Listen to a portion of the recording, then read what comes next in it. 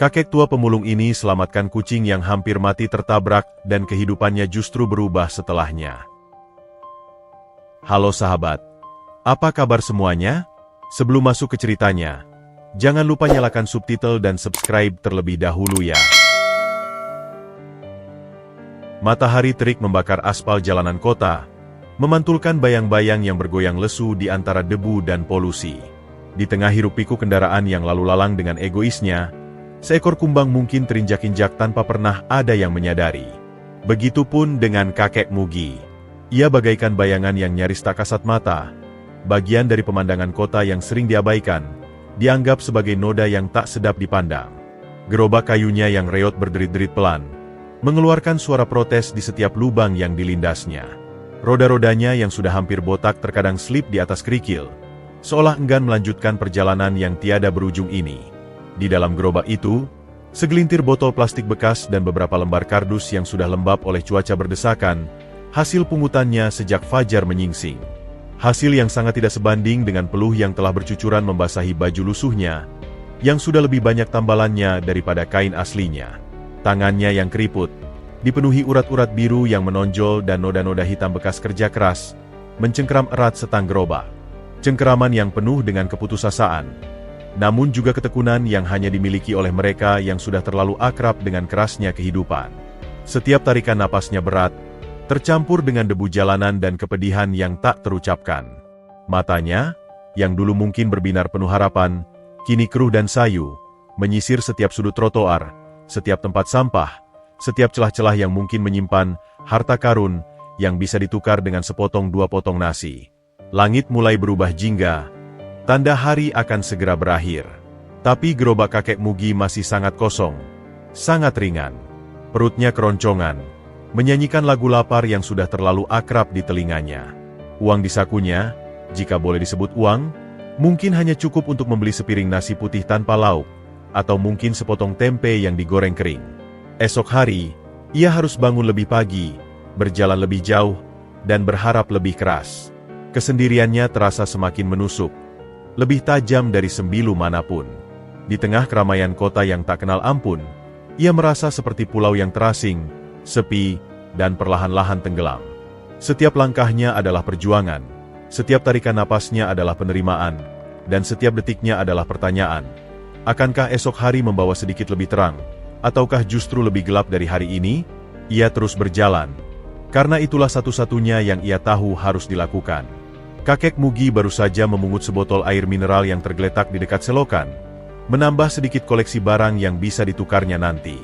Kepalanya masih tertunduk, matanya masih menyapu tanah dengan harapan yang semakin menipis. Suara klakson dan deru mesin kendaraan telah menjadi latar belakang hidupnya yang konstan, sebuah simfoni kekacauan yang tidak lagi mampu mengejutkannya. Namun, tiba-tiba, sebuah suara memutus rutinitas itu, bukan sekadar klakson, tapi derit ban yang memekik telinga, berusaha menghentikan laju kendaraan dengan putus asa, diikuti oleh jeritan melengking, pendek, dan penuh rasa sakit yang bukan berasal dari manusia. Kepala kakek Mugi terangkat, jantungnya yang tua berdebar kencang. Dari arah persimpangan yang berjarak beberapa meter, sebuah sepeda motor melaju pergi dengan kasar, sementara di tengah jalan, sebuah bulu kecil berwarna putih coklat tergeletak tak berdaya. Seekor anak kucing. Tubuhnya yang kecil nyaris tidak terlihat di antara kegelapan aspal. Kaki belakangnya terlipat dalam posisi yang tidak wajar, dan napasnya tersengal-sengal, pendek dan cepat, sebuah irama penderitaan yang memilukan. Dasar kucing sialan, hampir saja bikin GW jatuh. Teriak pengendara motor itu dengan suara kasar, melontarkan sumpah serapah sebelum gasnya dipelintir lagi dan ia menghilang di balik tikunan, meninggalkan tanggung jawab yang tidak pernah ia pikul.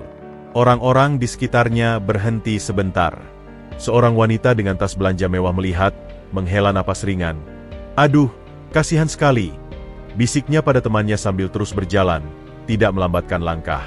Seorang lelaki muda menggelengkan kepala, "Hampir tertabrak nih, bahaya banget deh," ucapnya sebelum kembali menatap layar ponselnya, melanjutkan percakapan yang terputus.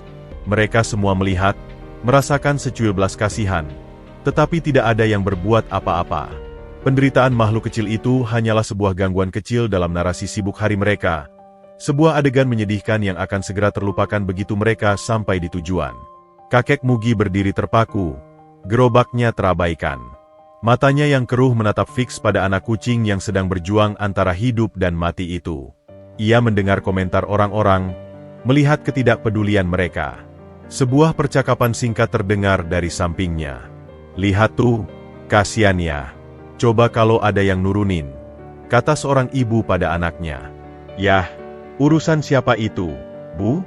Entar kena rabies lagi." "Udah, sini kita jalan," jawab anaknya yang remaja, menarik lengan ibunya untuk segera pergi. Kakek Mugi melihat tangannya sendiri, kotor, berdebu, dan penuh dengan goresan kecil. Ia melihat gerobaknya yang hampir kosong. Ia memikirkan uang receh di sakunya yang bahkan tidak cukup untuk berobat jika ia sendiri yang sakit. Pikirannya bergejolak. Buat apa menolong? Aku sendiri hampir tidak bisa menolong diriku sendiri. Ini bukan urusanku. Tapi kemudian, ia melihat lagi ke arah anak kucing itu. Ia melihat kakinya yang patah, melihat ketakutannya, dan dalam diri makhluk kecil yang tersakiti itu, kakek Mugi melihat sebuah pantulan dari dirinya sendiri, tersakiti, terabaikan, dan hampir menyerah. Sebuah desakan yang dalam, sebuah suara yang hampir terlupakan dalam jiwanya, berbicara lebih keras daripada logika dan keputusasaan. Dengan langkah gontai, tetapi penuh dengan tekad yang tiba-tiba mengeras, ia mendorong gerobaknya mendekati persimpangan. Suara orang-orang lalu lalang seakan meredup. Ia berlutut di aspal yang panas, tidak peduli dengan pandangan aneh yang mungkin dilemparkan orang kepadanya. "Diam saja, Nak. Tenang. Kakek di sini," gumamnya, suaranya parau dan bergetar, namun berusaha keras menenangkan.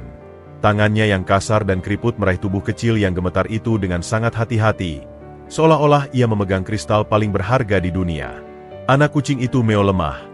Matanya yang membesar memandangnya dengan campuran rasa sakit dan ketakutan. Sudah. Kakek akan bawa kau dari sini," bisik kakek Mugi lagi, lebih kepada dirinya sendiri daripada kepada kucing itu, sambil dengan perlahan menempatkannya di atas tumpukan kardus bekas terlembut yang dimilikinya di gerobak, mengorbankan sebagian hartanya yang sudah sedikit untuk membuat sang korban sedikit lebih nyaman. Pada saat itu, tidak ada lagi orang yang menonton. Hanya ada seorang kakek tua dan sebuah nyawa kecil yang ia selamatkan dari kesibukan kota yang acuh. Kakek Mugi berdiri terpaku di tepi jalan.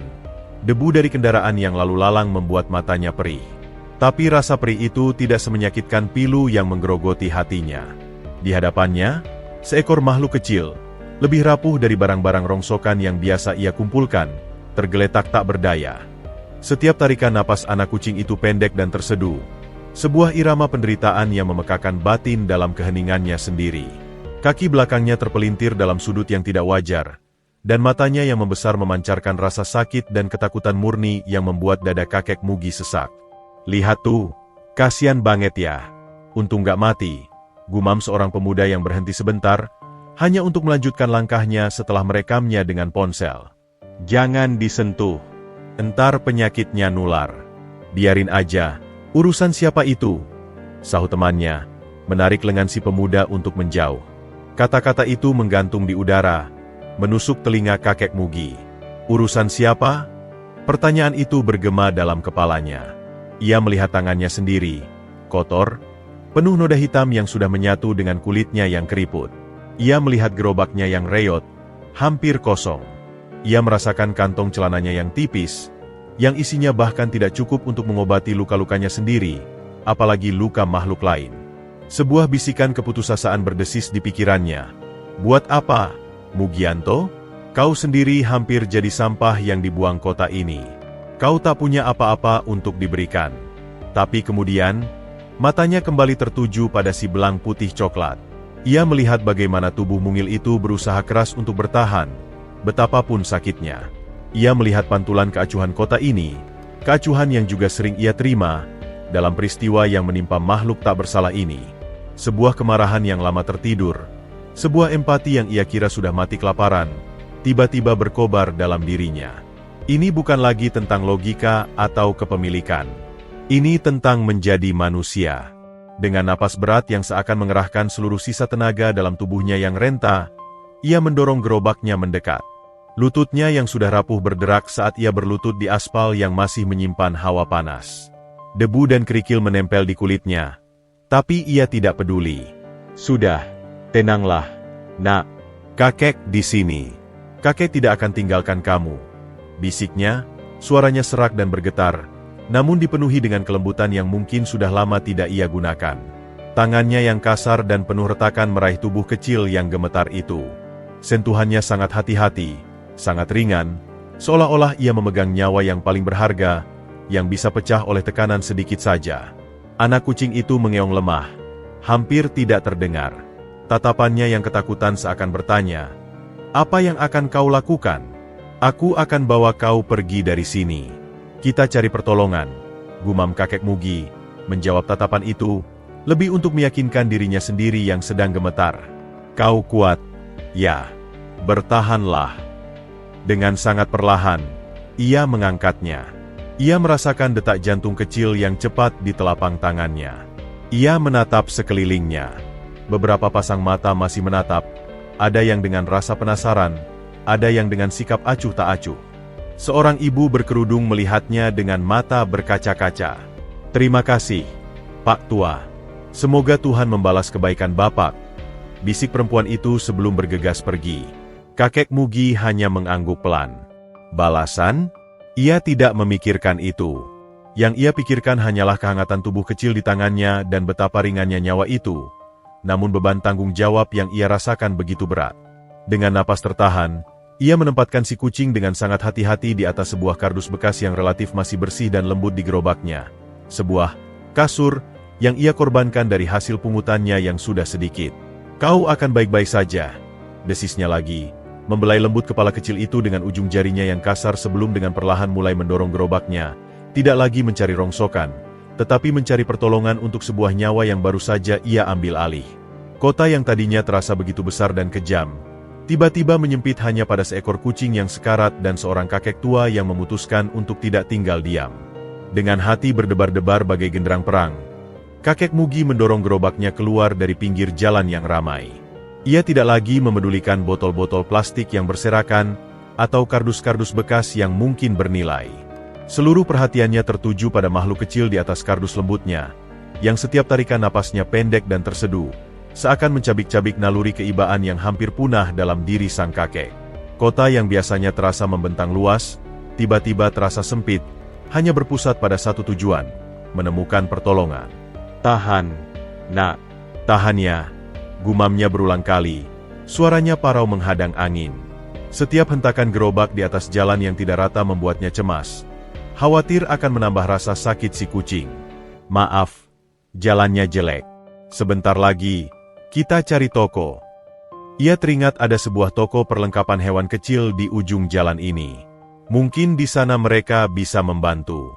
Namun, saat ia sampai di depan toko yang bersih dan ber-AC itu, seorang pelayan muda dengan seragam rapi melihatnya dari balik kaca, lalu dengan cepat memasang ekspresi cemas dan sedikit jijik.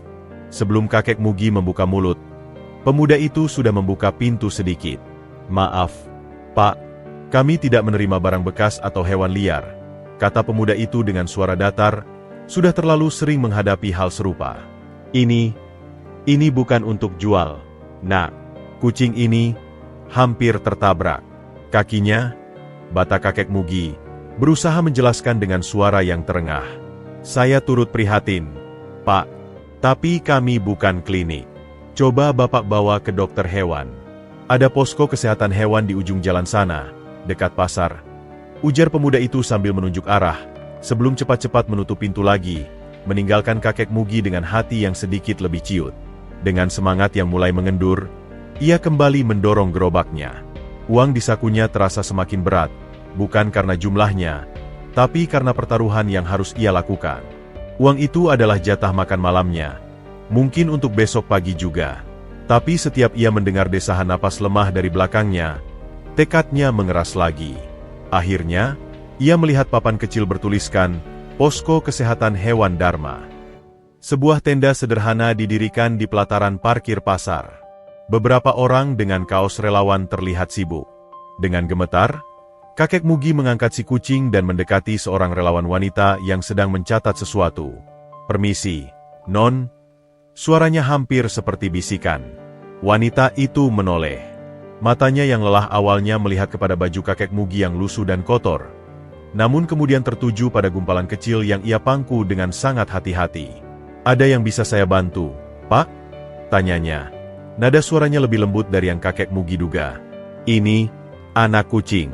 Tertabrak, tadi. Kakinya mungkin patah, Non," jelas kakek Mugi, terbata-bata, sambil menunjukkan kaki belakang kucing yang tidak wajar. Saya cuma pemulung. Tidak punya uang. Tapi, tolong, Non. Dia tidak bersalah." Air mata mulai menggenang di matanya yang keruh. Rasa malu karena tidak punya uang dan rasa takut akan ditolak lagi membuat tangannya gemetar lebih hebat. Relawan wanita itu, bernama Sari, mendekat dan memeriksa kucing itu dengan hati-hati. Wajahnya berkerut melihat kondisi kaki yang patah. Ia melihat tangan kakek Mugi yang kotor namun memegang dengan begitu lembut. Melihat ketulusan dan keputusasaan di mata tua itu. "Tidak usah khawatir, Pak. Kami akan bantu," ujar Sari dengan suara meyakinkan. "Bapak tunggu di sini sebentar. Saya akan panggil dokter hewannya." Kakek Mugi hampir tidak percaya. "Tapi uangnya, Non? Saya cuma ada ini," ujarnya, mengeluarkan gumpalan uang recehan dari sakunya, berjumlah sangat sedikit. Sari tersenyum lemah, hatinya tersentuh. "Tidak usah, Pak. Untuk kasus seperti ini, kami punya dana sosial. Yang penting kita selamatkan dulu nyawanya." Dengan perasaan lega yang begitu besar hingga membuat kakinya lunglai, kakek Mugi hanya bisa mengangguk, berulang kali. "Terima kasih, Non. Terima kasih banyak. Tuhan yang membalas kebaikan Non." Sari segera membawa kucing itu ke dalam tenda. Kakek Mugi menunggu di luar, duduk di atas gerobaknya. Tangannya terkunci erat karena gugup. Setiap suara tangisan kucing dari dalam tenda membuatnya bergetar. Ia memandangi uang recehan yang masih tergenggam di tangannya. Uang yang tadi tidak cukup untuk membeli belas kasihan. Tetapi ternyata, ketulusan bisa membukakan pintu yang tidak bisa dibuka oleh uang. Setelah waktu yang terasa sangat lama, Sari keluar dengan wajah lelah namun tersenyum. "Alhamdulillah, Pak. Dokter sudah membebat kakinya. Dia mengalami patah tulang dan shock, tapi dia kuat. Sekarang dia tidur. Kami berikan obat anti sakit dan antibiotik." Kakek Mugi menarik napas lega yang dalam. Dadanya yang sesak seketika terasa lapang. "Berarti, dia bisa sembuh, Non?" "Bisa, Pak. Tapi butuh perawatan yang telaten. Harus minum obat teratur. Dan kakinya tidak boleh dibebatannya terlalu lama." "Bapak sanggup merawatnya?" tanya Sari, dengan nada halus yang tidak ingin menyinggung. Dengan mata berbinar, kakek Mugi mengangguk pasti. "Sanggup, Non. Saya rawat. Saya akan jaga baik-baik." Sari kemudian memberikan beberapa bungkus kecil obat dan secari kertas dengan jadwal pemberiannya. Ia juga memberikan sedikit sampel makanan kucing basah. "Ini untuk dia, Pak. Dan untuk Bapak." Ia mengambil sebuah bungkus nasi bungkus dari meja relawan. "Silakan, Pak. Sudah siang, pasti Bapak belum makan." Kakek Mugi ingin menolak. Rasa malunya kembali muncul. Tapi perutnya yang keroncongan menjawab untuknya. Dengan rasa haru yang dalam, ia menerimanya. "Terima kasih, Non. Saya tidak tahu harus bilang apa." "Iya, Pak. Hati-hati di jalan. Kalau ada masalah, bisa datang ke sini lagi." Kakek Mugi meninggalkan posko itu dengan perasaan yang sangat berbeda dari ketika ia datang. Gerobaknya masih ringan, tetapi hatinya terasa penuh dan hangat. Di atas kardusnya, bukan lagi sampah, tetapi sebuah nyawa baru yang harus ia perjuangkan. Dan di tangannya, bukan hanya obat-obatan, tetapi juga sebentuk nasi bungkus yang terasa seperti makanan terlezat yang pernah ia terima, sebuah simbol bahwa di tengah-tengah kota yang dingin, masih ada kehangatan dan belas kasihan yang tulus. Perjalanan pulang terasa berbeda.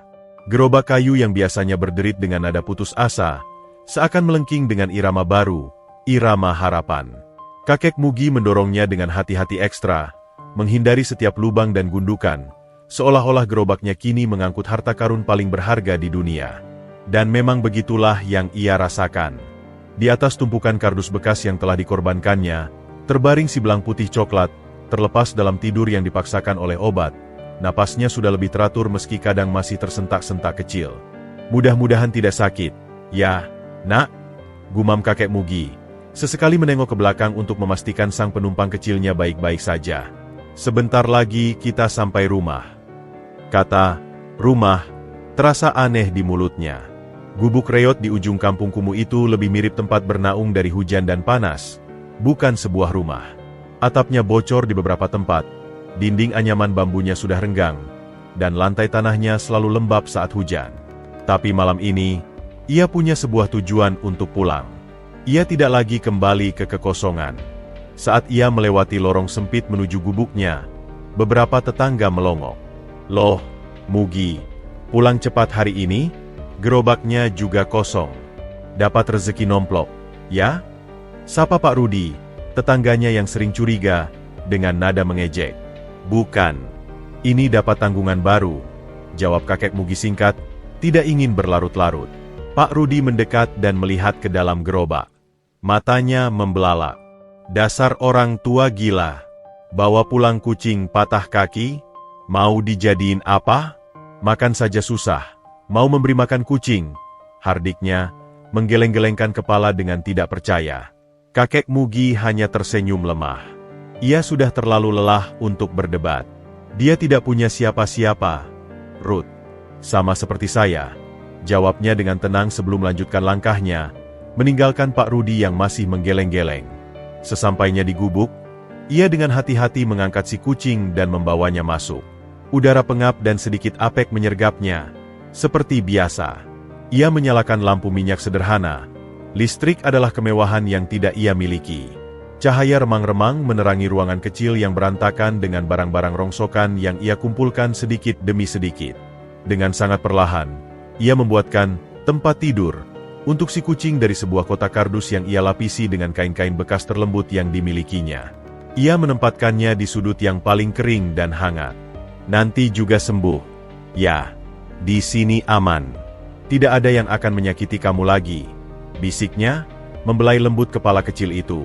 Keesokan paginya, kakek Mugi bangun lebih awal dari biasanya. Biasanya, ia akan segera berangkat memulung untuk mengejar rezeki. Tapi hari ini, prioritasnya berbeda. Ia memeriksa si kucing. Keadaannya sudah lebih baik. Matanya terbuka setengah, meski masih terlihat lemas. Sudah bangun? Lapar, ya? Tanyanya lembut. Ia ingat makanan kucing dari relawan wanita itu. Dengan hati-hati, ia membuka satu bungkus kecil dan menaruhnya di dekat mulut si kucing. Awalnya si kucing hanya mencium-cium, tetapi kemudian ia mulai menjilatnya pelan. Kakek Mugi tersenyum lega. Itu adalah pertanda baik. Suka, ya? Nanti kakek usahain cari lagi untukmu. Janjinya. Hari-hari berikutnya diisi dengan rutinitas baru. Kakek Mugi masih memulung, tetapi waktunya berkurang karena ia harus pulang untuk memastikan si kucing baik-baik saja, memberinya makan dan obat. Uang yang sudah pas-pasan untuk makan sendiri, sekarang harus dibagi. Kadang, ia rela makan hanya dengan nasi dan garam agar bisa menyisihkan sedikit uang untuk membeli ikan kecil atau makanan kucing untuk anaknya yang baru. Suatu sore, saat ia sedang membelai si kucing yang sudah mulai lincah dan bisa berdiri dengan 3 kakinya, ia memperhatikan corak bulunya. Kamu belang putih dan coklat. Cantik, gumamnya. Harusnya kamu punya nama. Kucing belang. Bagaimana kalau kakek panggil kamu Belang saja? Sederhana, tapi mudah diingat. Si kucing mengeong kecil, seakan menyetujui. Belang. Ucap kakek Mugi lagi, mencoba melafalkannya. Belang. Iya, kamu sekarang Belang. Sejak saat itu, ia selalu memanggilnya Belang. Dan Belang pun mulai mengenali namanya. Setiap kakek Mugi memanggil, Belang, makan, atau Belang, kemari. Ia akan datang, atau lebih tepatnya, hop dengan 3 kakinya, mendekat. Kehadiran Belang seperti menyuntikkan energi baru Fao gubuk tua itu. Dengkuran kecilnya di malam hari mengusir kesunyian yang selama ini menyelimuti. Kelincahannya, meski dengan 3 kaki, menghibur kakek Mugi di kala lelah. Ia memiliki teman bicara, Meski yang diajak bicara hanya bisa mengeong. Ia memiliki makhluk yang bergantung padanya, yang menunggunya pulang. Gubuk itu mungkin masih reot dan bocor. Tapi sekarang, ia bukan lagi sekadar tempat bernaung. Ia telah menjadi sebuah rumah. Sebuah rumah yang di dalamnya tinggal seorang kakek tua dan seekor kucing belang yang saling menemukan dan menyelamatkan satu sama lain. Di sana, di tengah kemiskinan dan keterbatasan, tumbuh sebuah ikatan yang hangat, dibangun dari pengorbanan, kepedulian, dan cinta yang tulus. Minggu-minggu berlalu sejak belang datang ke dalam kehidupan kakek Mugi. Musim hujan mulai menunjukkan taringnya, mengubah jalanan tanah di kampung kumuh itu menjadi kubangan lumpur yang lengket dan licin. Suatu sore yang kelabu, hujan rintik-rintik membasahi atap seng dan anyaman bambu. Kakek Mugi duduk di ambang pintu gubuknya, memandangi belang yang sedang asyik memainkan sepotong tali tambang bekas dengan cakar depannya. Kaki belakangnya yang masih terbebat sudah tidak menyakitkan lagi, dan belang telah mahir beradaptasi dengan 3 kakinya yang sehat. Dengkurannya yang kecil dan purnya yang dalam adalah musik terindah yang pernah didengar kakek Mugi. "Lihat kamu, sudah jadi kucing gagah," bisik kakek Mugi sambil menyuapkan sedikit ikan asin yang telah ia tumbuk halus ke mulut belang. "Makan yang banyak, biar cepat sembuh total." Belang mengeong pendek penuh arti, seolah mengerti setiap kata yang diucapkan sang kakek. Ia menggosok-gosangkan tubuhnya yang hangat ke kaki kakek Mugi yang kurus, sebuah tanda terima kasih dan kepuasan. Tiba-tiba, dari ujung lorong, terdengar suara langkah kaki yang terburu-buru dan terpleset di lumpur, diikuti oleh suara teriakan wanita yang frustasi. "Astaga! Sepatu baru saya! Dan saya benar-benar tersesat di tempat ini." Seorang wanita parubaya, berpakaian jas bisnis yang elegan namun kini terciprat lumpur, berdiri dengan wajah masam sambil memandangi ponselnya yang tampaknya kehilangan sinyal.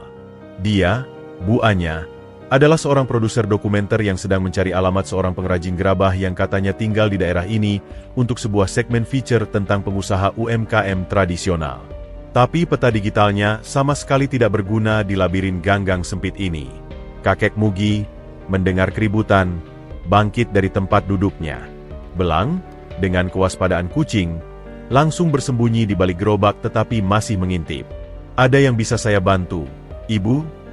tanya kakek Mugi dengan suaranya yang parau namun ramah. Bu Anya terkejut, menoleh ke arah sumber suara. Matanya awalnya menatap baju kakek Mugi yang lusuh dan gubuknya yang reot dengan sedikit prasangka, sebuah reaksi yang sering ia dapatkan. Namun, sebelum ia sempat menjawab, pandangannya tertarik pada sebuah pemandangan yang membuatnya terpana. Dari balik gerobak, seekor kucing belang 3 kaki muncul dan mendekati kakek Mugi dengan sedikit limping. Kakek itu kemudian membungkuk, dan dengan kasih sayang yang begitu tulus dan polos, mengelus kepala si kucing. "Sudah, Belang, jangan takut. Ini tamu," bisiknya kepada kucing itu. Bu Anya terpaku. Kontrasnya begitu menyentuh. Kemiskinan yang nyata dan memilukan, dihadapkan dengan kemurnian kasih sayang yang begitu dalam antara manusia dan hewan. Keceriaan si kucing yang cacat itu, dan perhatian tanpa syarat dari kakek tua itu, membentuk sebuah gambar yang powerful. Sebagai seorang produser yang sering mencari cerita-cerita human interest, antenanya langsung berdiri. Saya tersesat, Pak," ujar Bu Anya, akhirnya menemukan suaranya. Nada sebelumnya yang kesal sudah menghilang. "Saya mencari alamat Pak Surya, pengrajin gerabah." "Oh, Pak Surya. Rumahnya 3 gang lagi belok kiri, Ibu. Tapi jalannya becek sekali. Hati-hati," kata kakek Mugi sambil menunjuk arah. "Kucing Bapak cantik sekali," ujar Bu Anya, mencoba membuka percakapan. Matanya masih tertuju pada interaksi mereka. "Kakinya. Ah, ini belang. Saya temukan di jalan, hampir mati tertabrak. Sudah beberapa minggu ini saya rawat," jawab kakek Mugi dengan sederhana, tanpa kesan ingin pamer. Tanggannya masih membelai lembut kepala belang. "Bapak yang merawatnya sendiri?" Dengan Bu Anya tidak melanjutkan, tapi matanya secara tidak sengaja menyapu keadaan sekitar. Kakek Mugi tersenyum mengerti. "Iya, dengan kondisi saya yang begini. Tapi alhamdulillah, belang sekarang sudah kuat. Saya kasih makan sedikit-sedikit, yang penting dia tidak kelaparan." Bu Anya merasa dadanya sesak. Dia melihat tempat makanan kucing dari kaleng bekas, melihat selimut kain perca yang menjadi tempat tidur belang. Dia melihat bagaimana mata kakek Mugi bersinar ketika memandangi kucing itu. Sebuah cahaya yang tidak seharusnya ada di tengah kemelaratan seperti ini. Bolehkah saya bertanya, Pak, apa motivasi Bapak merawat belang? Keadaan Bapak sendiri juga tidak mudah. Tanya Bu Anya dengan hati-hati, mencoba tidak menyinggung.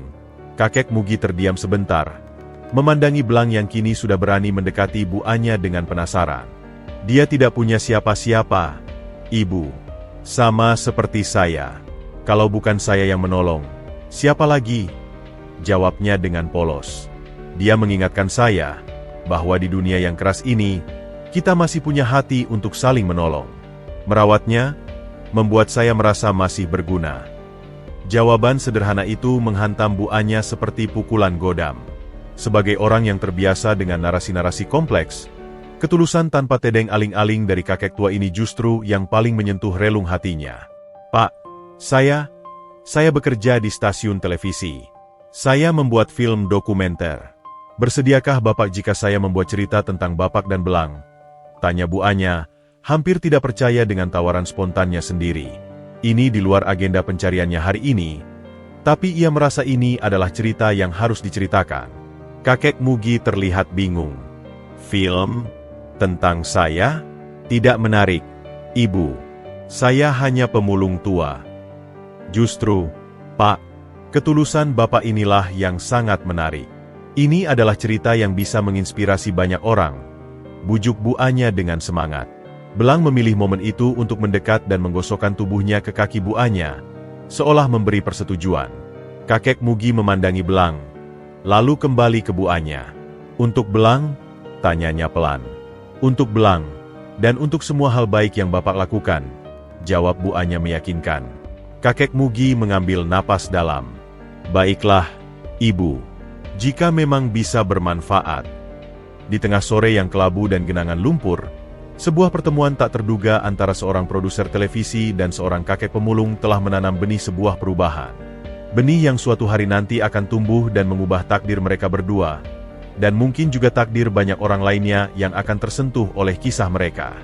Bu Anya pun meninggalkan gang itu dengan tidak hanya membawa alamat Pak Surya, tetapi juga sebuah cerita yang jauh lebih berharga dari yang pernah ia bayangkan. Beberapa hari setelah pertemuan mereka, Bu Anya kembali ke gang sempit itu, kali ini tidak sendirian.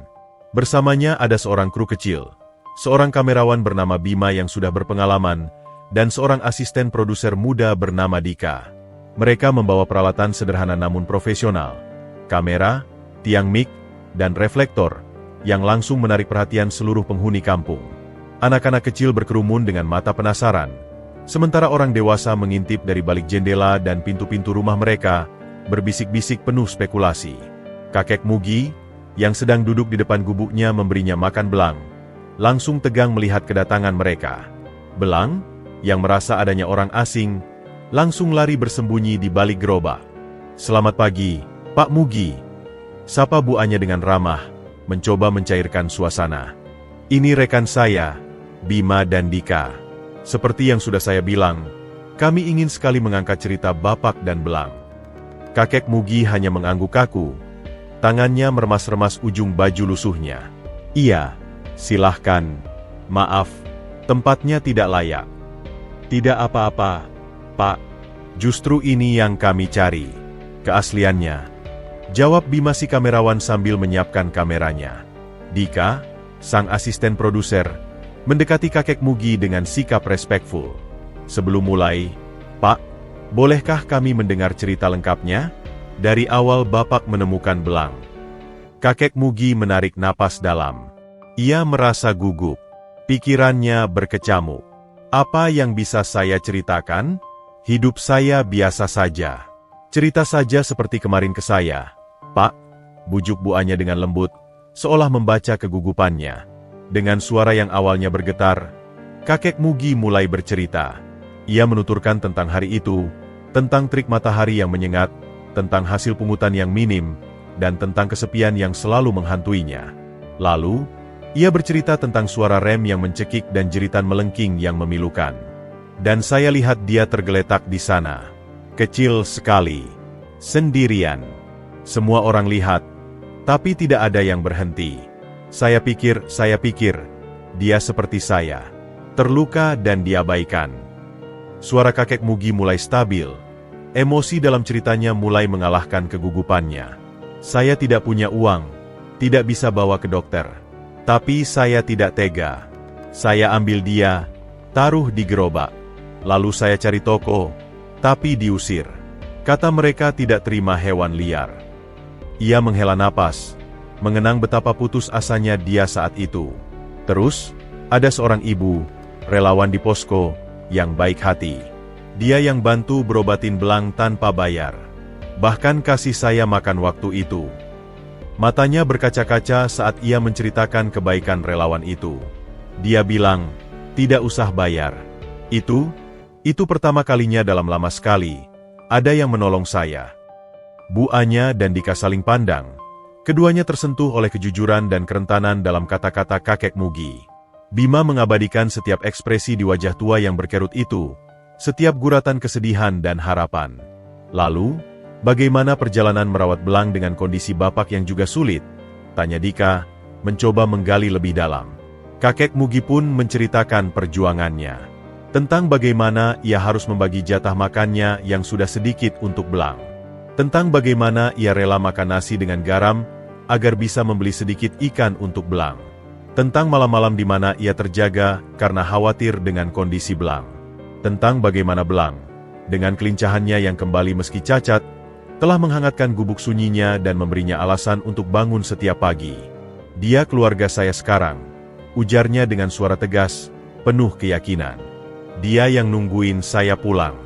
Dia yang dengerin saya cerita, meski dia cuma bisa mengeong, tambahnya dengan senyum kecil.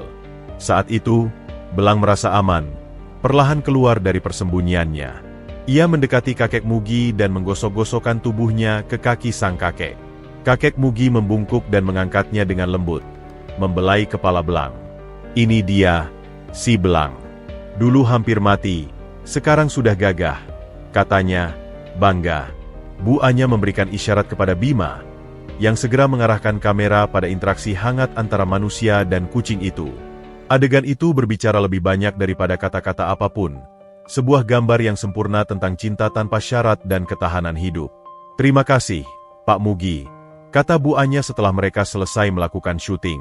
Cerita Bapak sangat menyentuh. Saya yakin, banyak orang yang akan terinspirasi. Kakek Mugi mengangguk. Masih belum percaya bahwa hidupnya yang biasa-biasa saja bisa menjadi bahan cerita. Saya hanya berbuat what I think is right, Ibu. Tidak ada yang istimewa. Justru itulah yang membuatnya istimewa, Pak, balas Bu Anya. Di dunia yang semakin individualistis, tindakan Bapak seperti oase di padang pasir. Sebelum pergi, Dika memberikan amplop kecil kepada kakek Mugi. Ini sedikit bantuan untuk belang, Pak, untuk beli makanannya. Kakek Mugi awalnya menolak, tetapi Bu Anya meyakinkannya. Ini untuk belang, Pak, agar Bapak tidak perlu lagi makan nasi dengan garam. Dengan mata berkaca, kakek Mugi akhirnya menerimanya. Terima kasih banyak. Doakan saja semoga belang cepat sembuh total. Setelah tim dokumenter pergi, kakek Mugi duduk kembali di depan gubuknya, memeluk belang erat-erat. Amplop itu terasa berat di tangannya, bukan karena jumlah uangnya, tetapi karena ia merasa kebaikan hatinya dihargai. Untuk pertama kalinya dalam waktu yang sangat lama, ia merasa bahwa hidupnya, yang sering ia anggap tidak berharga, mungkin memang memiliki nilai dan makna. Dan semua itu berkat seekor kucing belang 3 kaki yang nyaris mati tertabrak di sebuah persimpangan jalan. Suasana hening sehabis hujan di kampung kumuh itu perlahan kembali normal. Namun, keheningan itu berbeda.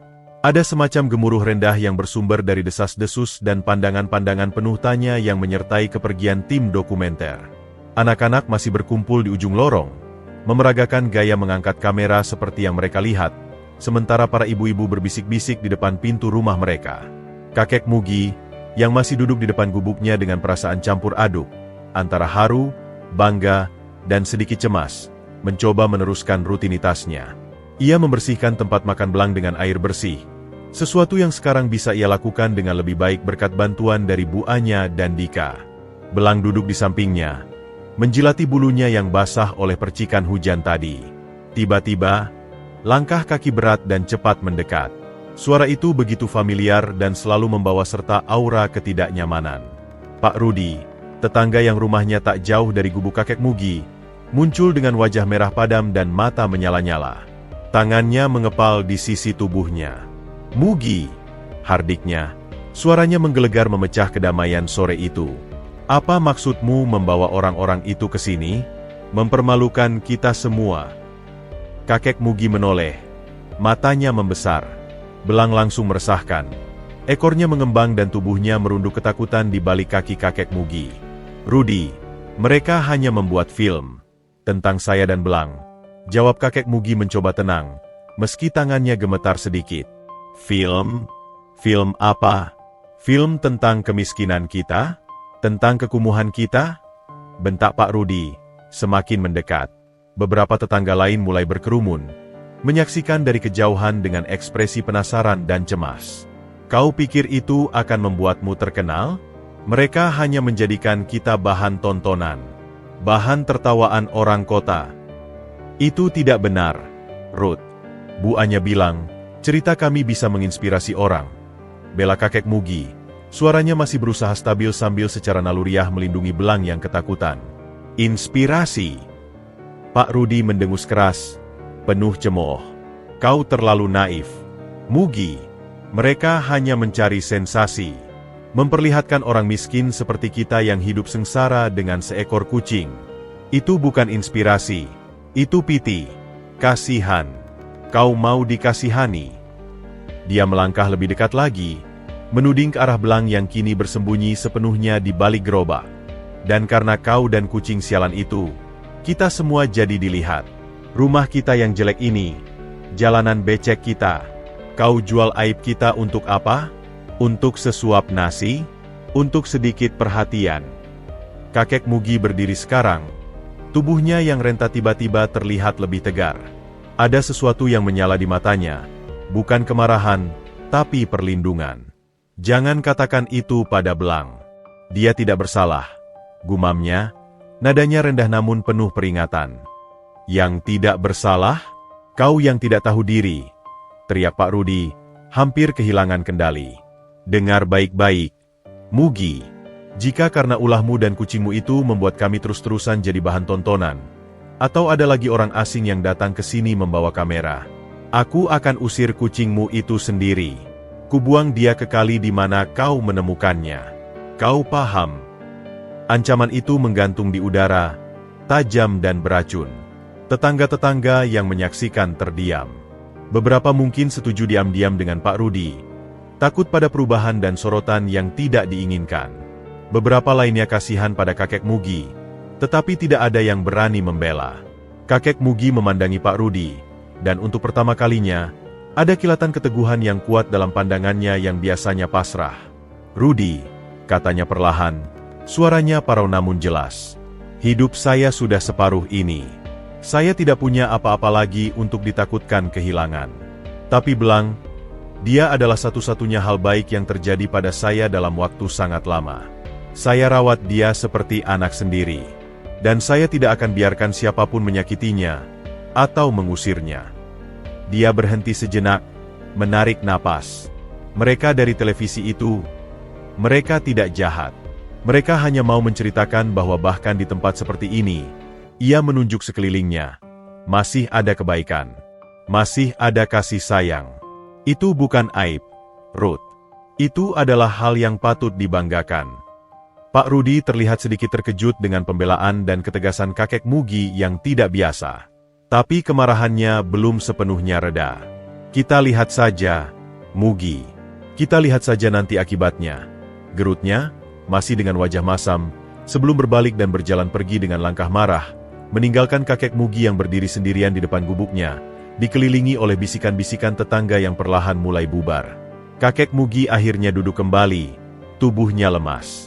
Ia meraih Belang yang masih ketakutan dan memeluknya erat. "Jangan takut, Belang," bisiknya, membelai kepala kucing itu untuk menenangkannya, dan juga dirinya sendiri. "Tidak ada yang akan memisahkan kita. Kakek janji." Tapi di dalam hati, Untuk pertama kalinya, rasa khawatir yang dalam mulai menyelinap. Ancaman Pak Rudi bukanlah hal sepele. Ia mengenal tetangganya itu, keras kepala dan mudah marah. Sorotan dari dunia luar, yang membawa harapan, juga membawa serta angin perubahan yang mungkin memicu badai dalam kehidupannya yang sudah tenang. Atau setidaknya, telah menerima ketenangan itu. Malam itu, kakek Mugi terjaga lebih lama, memandangi langit gelap di antara bocoran atap sengnya, merenungkan pilihannya dan melindungi cahaya kecil yang telah memberinya alasan untuk tersenyum lagi. Malam penayangan dokumenter itu tiba. Di studio televisi, Bu Anya, Bima, dan Dika duduk tegang di depan monitor, menanti reaksi pemirsa. Di gubuk reotnya, kakek Mugi bahkan tidak tahu bahwa kisahnya akan disiarkan malam ini. Ia tidak memiliki televisi. Listrik saja nyaris tidak ada. Ia hanya duduk di ambang pintu, membelai belang yang mendengkur puas di pangkuannya, sama sekali tidak menyadari bahwa di luar sana, gelombang empati sedang bersiap untuk menyapu kota. Di rumah-rumah yang terang benderang, di warung-warung kopi dengan televisi menyala, cerita kakek Mugi dan belang mulai diputar. Gambar-gambar pertama menunjukkan kemiskinan yang nyata dan tanpa filter. Gubuk anyaman bambu, gerobak kayu reot, dan jalanan berlumpur. Lalu, kamera menyorot wajah kakek Mugi yang keriput. Mata keruhnya yang memancarkan kelembutan tak terduga saat ia bercerita. Dia tidak punya siapa-siapa. Ibu, sama seperti saya. Kalau bukan saya yang menolong, siapa lagi? Suara kakek Mugi yang parau dan bergetar memenuhi ruang keluarga seorang eksekutif muda, Andi, yang sedang bersantai. Dia keluarga saya sekarang, kata kakek Mugi di layar, memeluk belang erat. Merawatnya, membuat saya merasa masih berguna. Adegan itu disusul dengan shot close-up tangannya yang kasar dan kotor namun memegang tempat makan kaleng bekas dengan penuh kasih. Memberinya makan dengan ikan asin yang jelas adalah bagian dari jatah makannya sendiri. Di sebuah apartemen mewah, seorang ibu rumah tangga bernama Ibu Sinta menitikkan air mata. Lihat, sayang, bisiknya pada suaminya. Dia rela tidak makan untuk beri makan kucingnya. Di warung kopi, para pelanggan yang biasanya ribut menjadi hening. Seorang bapak-bapak kasar menghela napas berat. Berani sekali kakek tua itu. Hidup segitu susahnya masih mau menolong. Kemudian, tiba di bagian di mana kakek Mugi menolak, lalu akhirnya menerima amplop bantuan dari Dika. Reaksinya yang polos, rasa malunya, dan air mata syukur yang tidak bisa dibendungnya, menjadi pukulan telak bagi banyak hati. Terima kasih banyak. Doakan saja semoga belang cepat sembuh total. Kalimat sederhana itu, diucapkan dengan ketulusan yang menyakitkan, meruntuhkan tembok pembatas antara mereka yang melihat dan yang dilihat. Begitu kredit terakhir menggelinding, sesuatu yang luar biasa terjadi. Telepon di ruang redaksi studio televisi meledak. Bukan hanya satu atau dua, tetapi puluhan, lalu ratusan panggilan masuk. Selamat malam, saya ingin membantu kakek Mugi. Kemana saya harus transfer? Apakah ada rekening yang bisa kami kirimi bantuan? Untuk kakek Mugi dan belang. Saya punya klinik hewan. Saya mau bantu merawat belang gratis. Saya mau menawarkan pekerjaan yang lebih layak untuk kakek Mugi. Bagaimana caranya? Email dan pesan media sosial juga membanjir. Cerita itu menjadi viral dalam hitungan jam. Tagar kakek Mugi dan belang menjadi trending topik. Orang-orang terharu, tersentuh, dan yang paling penting, tergerak untuk bertindak. Bu Anya dan timnya kewalahan. Tetapi wajah mereka dipenuhi sukacita dan kelegaan yang luar biasa. Mereka tahu cerita itu kuat, tetapi mereka tidak menyangka akan sebesar ini dampaknya. Saya tidak percaya, bisik Dika. Matanya berkaca-kaca melihat deretan email yang masuk. Lihat ini, Bu. Ada yang mau mengirimkan bahan bangunan untuk memperbaiki gubuknya. Ada yang mau mengadopsi semua kucing terlantar di daerah itu. Bu Anya tersenyum, puas. Inilah kekuatan cerita yang jujur, Dika. Tidak perlu dramatisasi. Ketulusan itu sendiri yang berbicara. Sementara itu, di kampung kumuh, gelombang perubahan mulai terasa dengan cara yang berbeda. Seorang pemuda naik motor masuk lorong sempit, bertanya pada anak-anak yang sedang bermain. Permisi, mana rumah kakek Mugi? Anak-anak itu menunjuk ke arah gubuk kakek Mugi. Pemuda itu mendatangi kakek Mugi yang sedang kebingungan. "Kakek, saya dari channel YouTube saya. Saya baru lihat cerita kakek di TV. Ini saya bawain sedikit makanan untuk Belang dan untuk kakek," ujarnya, memberikan beberapa bungkus besar. Kakek Mugi terkejut, tidak mengerti apa yang terjadi. "Di TV? Cerita saya?" "Iya, Kek. Kakek sekarang terkenal. Banyak yang mau bantu kakek." Tapi kakek Mugi masih belum paham. Bagaimana ceritanya bisa ada di TV? Ia hanya melakukan wawancara kecil beberapa hari lalu. Seiring malam, semakin banyak orang yang datang. Ada yang sekadar ingin melihat, ada yang membawa bantuan langsung. Beras, minyak, makanan kucing, bahkan selimut. Kakek Mugi kebingungan, overwhelmed oleh perhatian yang tiba-tiba ini. Belang pun ketakutan dan bersembunyi di dalam gubuk. Di antara kerumunan yang mulai ramai, Pak Rudi berdiri di depan pintu rumahnya, menyaksikan semua ini dengan wajah gelap. Pandangannya penuh dengan kecurigaan dan kemarahan yang dipendam. Ancamannya seperti akan menjadi kenyataan. Sorotan yang ia takuti, kini datang dengan gelombang yang jauh lebih besar dari yang ia bayangkan. Kakek Mugi, di tengah kebingungan dan rasa syukurnya, menatap kerumunan orang baik hati yang ingin membantunya. Ia memandang gubuknya, lalu ke dalam di mana Belang bersembunyi. Ia tersenyum lemah, berbisik pada dirinya sendiri. "Kau lihat, Belang? Kau memang pembawa keberkahan." Tapi di sudut hatinya, ia juga merasa cemas. Kehidupan sederhananya yang tenang, tiba-tiba berubah menjadi sangat ramai. Dan ia tidak yakin apakah ia siap untuk perubahan sebesar ini. Yang ia inginkan hanyalah merawat Belang dengan tenang. Sekarang, seluruh kota ingin ikut campur. Itu adalah berkah, tapi juga sebuah tantangan baru yang menakutkan baginya dan Belang. Keesokan paginya, lorong sempit di kampung itu masih bergema dari kejadian malam. Sisa-sisa bingkisan, kardus bekas, kantong plastik berisi makanan, dan beberapa kaleng makanan kucing berserakan di depan gubuk kakek Mugi, menjadi bukti nyata dari gelombang perhatian yang tiba-tiba itu. Kakek Mugi sendiri terbangun dengan perasaan campur aduk. Syukur yang mendalam bercampur dengan kebingungan dan kecemasan yang menggerogoti. Keheningan paginya yang biasa telah terganggu oleh bisikan-bisikan tetangga dan tatapan penasaran yang mengintip dari balik jendela. Belang, yang biasanya lincah mengejar sinar matahari pagi, hari ini lebih pendiam dan sering bersembunyi di balik gerobak, merasa terganggu oleh perubahan energi di sekitar tempat tinggalnya. "Tenang, Belang," bisik kakek Mugi, memberinya sepotong kecil ikan sebagai sarapan. "Mungkin hari ini sudah sepi lagi." Tapi perkataannya terbukti salah. Sekitar pukul 9 pagi, seorang pemuda dengan kaos bertuliskan organisasi pecinta hewan dan senyum ramah muncul di ujung lorong. Itu adalah Dika, asisten produser dari tim Bu Anya. "Selamat pagi, Pak Mugi," sapa Dika dengan energik, tapi tidak terlalu keras, seolah memahami kepekaan situasi. Kakek Mugi, yang sedang membereskan bingkisan-bingkisan itu, menoleh. Wajahnya sedikit cerah melihat wajah yang sudah dikenalnya. "Oh, pagi, Nak. Silakan masuk, maaf. Tempatnya berantakan." Dika mendekat, tidak langsung masuk ke dalam gubuk, menunjukkan rasa hormat. "Tidak apa-apa, Pak. Saya justru datang untuk membantu Bapak mengatur semua ini. Tadi malam pasti sangat ramai, ya?" Kakek Mugi menghela napas, mengusap keringat di dahinya. "Iya, Nak. Bapak bingung sekali. Banyak sekali orang baik. Tapi Bapak tidak kenal siapa-siapa. Mereka bilang lihat Bapak di televisi. Itu bagaimana, Nak?" Dika tersenyum. "Cerita Bapak dan Belang tayang kemarin malam, Pak. Dan banyak sekali orang yang terharu dan ingin membantu." Dia kemudian duduk di sebuah bangku kayu reot di depan gubuk.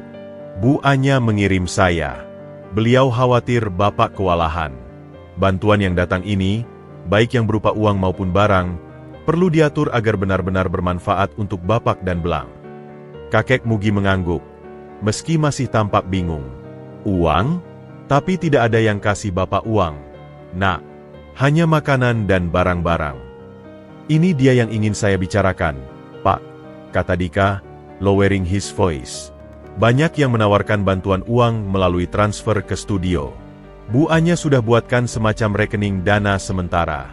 Dan juga, banyak yang ingin mengirim barang langsung ke sini. Tapi, Bapak tinggal sendiri. Dan lingkungan di sini.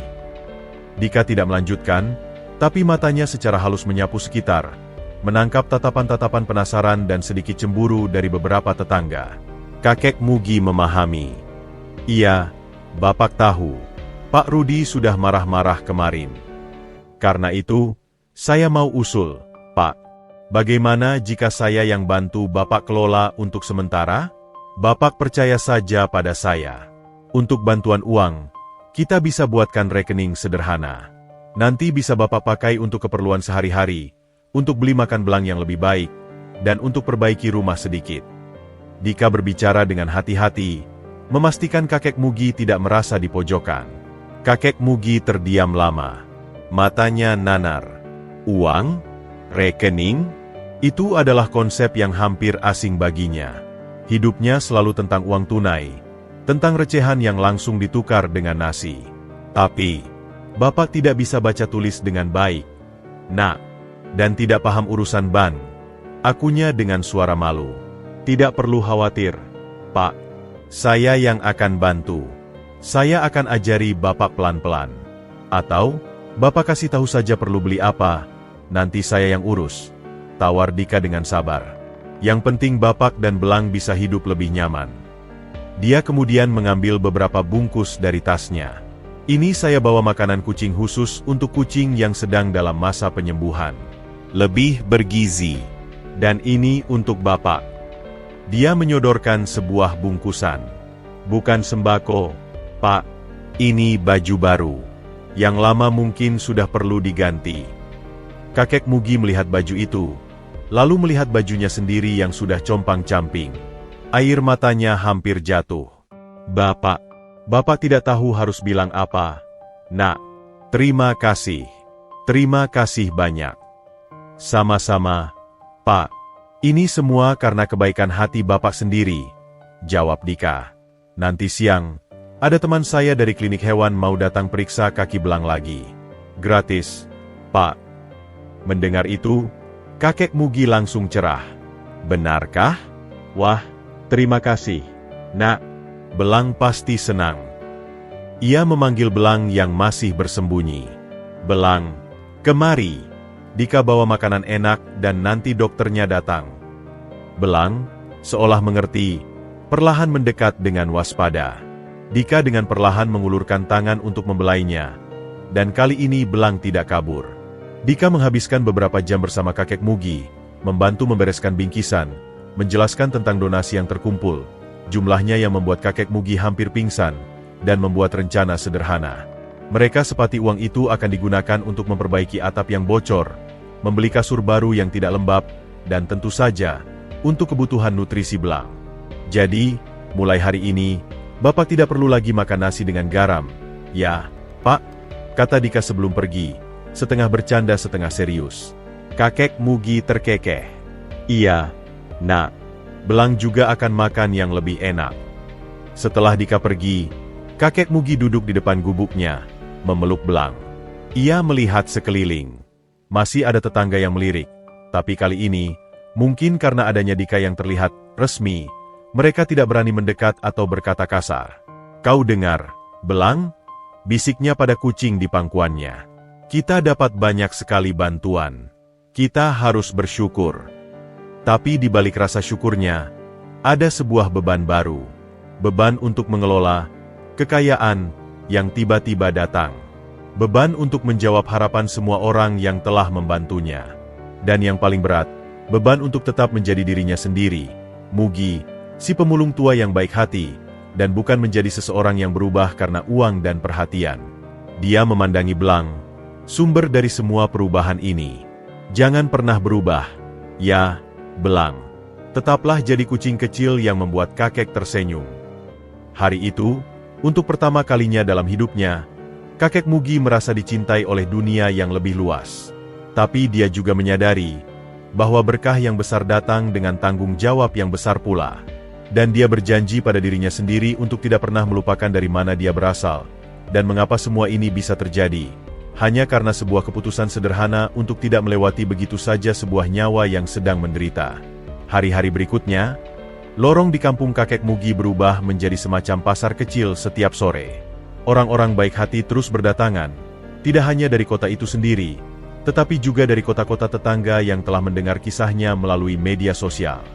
Mereka membawa beragam bantuan, karung beras, kardus mie instan, susu kaleng, mainan kucing, bahkan ada yang membawa kandang kucing mewah yang kontras dengan gubuk reot kakek Mugi. Dika, yang setia datang hampir setiap hari, membantu mengatur semua sumbangan itu. Sebuah lemari plastik sederhana sekarang berdiri di sudut gubuk, menyimpan dokumen-dokumen penting dan catatan keuangan sederhana yang dipegang oleh Dika. Kehidupan kakek Mugi secara materi memang membaik. Ia sudah bisa makan 3 kali sehari dengan lauk yang layak. Belang pun tumbuh sehat dengan bulu yang semakin berkilau, meski tetap lucu dengan caranya yang sedikit pincang saat berlari. Namun, di balik limpahan materi, suasana di kampung justru semakin muram. Perhatian yang berpusat pada kakek Mugi memicu kecemburuan sosial yang dalam.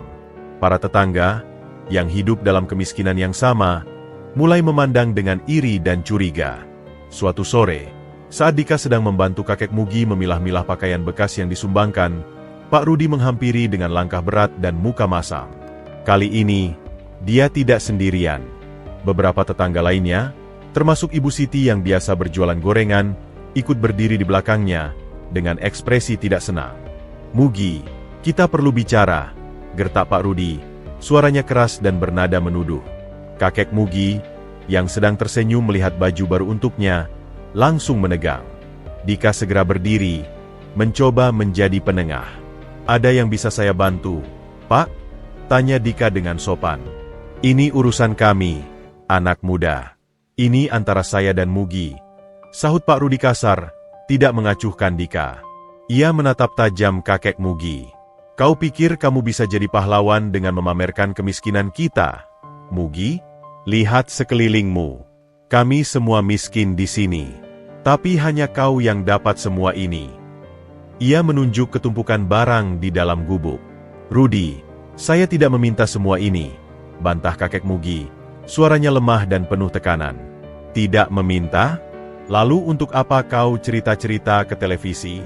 Kau pikir kami bodoh?" sergah Ibu Siti dari belakang. "Sekarang orang luar datang. Lihat kami seperti binatang di kebun binatang. Mereka kasihan pada kamu, tapi menganggap kami sampah. Itu tidak benar, Bu." Coba Dika menyela. "Benar," teriak Pak Rudi memotong. "Dia jual aib kita untuk dapat kekayaan. Itu namanya menjual murah harga diri. Dan kalian," ia menuding ke arah Dika, "kalian memanfaatkan dia. Memanfaatkan kemiskinan kami untuk rating televisi." Tuduhan itu menggantung di udara, tajam dan beracun. Beberapa tetangga lain yang menyaksikan mulai mengangguk, bersenandung setuju dengan bisikan-bisikan yang semakin keras. "Dia dulu sama seperti kita. Sekarang dia sudah jadi orang kaya.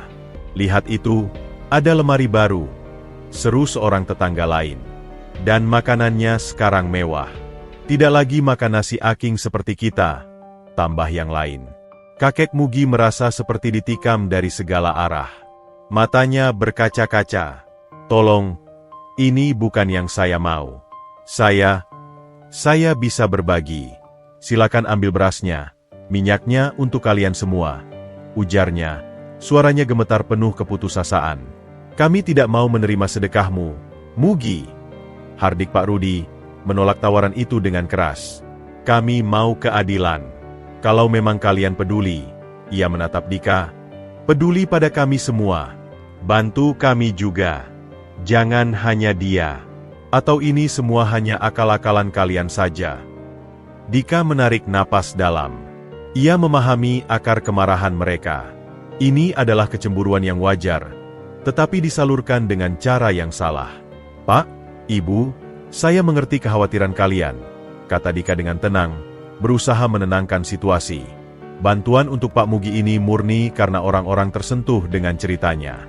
Bukan karena kami memanfaatkan siapa-siapa. Dan mengenai bantuan untuk yang lain, itu bisa diusahakan. Mungkin bisa dibuat program pemberdayaan untuk kampung ini." "Omong kosong," potong Pak Rudi lagi, tidak mau mendengar. Kami hanya lihat dia yang dapat semua. Dan kami dapatnya cuma cibiran. Kata orang, kampung ini kampung para pengemis yang pamer kemiskinan. Perkataan itu adalah pukulan terberat bagi kakek Mugi. Air matanya akhirnya menetes. Ia merasa dikucilkan, dianggap sebagai pengkhianat hanya karena menerima kebaikan. Saya tidak pamer. Isaknya lemah, memeluk belang yang ketakutan. Saya hanya menolong kucing. Saya tidak tahu akan jadi seperti ini. Pemandangan itu, seorang kakek tua menangis memeluk kucingnya, sedikit melunakkan hati beberapa tetangga. Tapi kebencian dan kecemburuan sudah terlanjur tertanam. Kau lihat sendiri, dia pura-pura menangis agar dikasihani lagi, bisik Ibu Siti pada tetangga di sampingnya, cukup keras untuk didengar. Pak Rudi menghela napas panjang, melihat kakek Mugi dengan pandangan masih penuh amarah, tapi juga sedikit bingung. Kau sudah mengubah segalanya, Mugi, dan bukan jadi lebih baik. Dia kemudian berbalik dan pergi, diikuti oleh sebagian tetangga.